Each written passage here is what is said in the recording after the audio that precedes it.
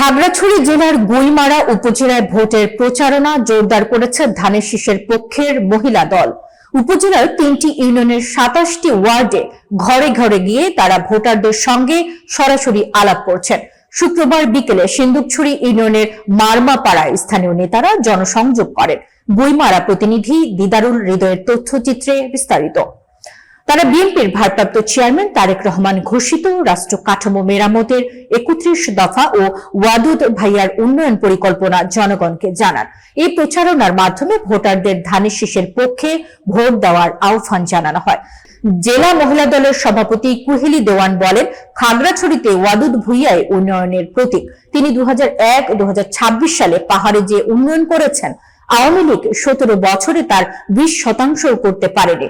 তাই উন্নয়নের ধারাবাহিকতা বজায় রাখতে ভোটারদের ধানের শীষে ভোট দেওয়ার জন্য আহ্বান জানাচ্ছি। মহিলা দলের নেতৃবৃন্দ জানান, ভোট ফর ধানের শীষ, ভোট ফর ওয়াদুদ ভুইয়া স্লোগানকে সামনে রেখে তারা জনগণের কাছে পৌঁছাচ্ছেন।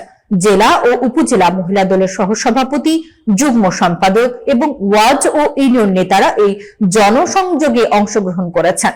স্থানীয়রা মনে করছেন, মহিলাদের সক্রিয় প্রচারণা ভোটারদের মধ্যে আগ্রহ ও আস্থা বৃদ্ধি করেছে এবং নির্বাচনী মাঠে ধানের শীষের জন্য ইতিবাচক প্রভাব ফেলবে।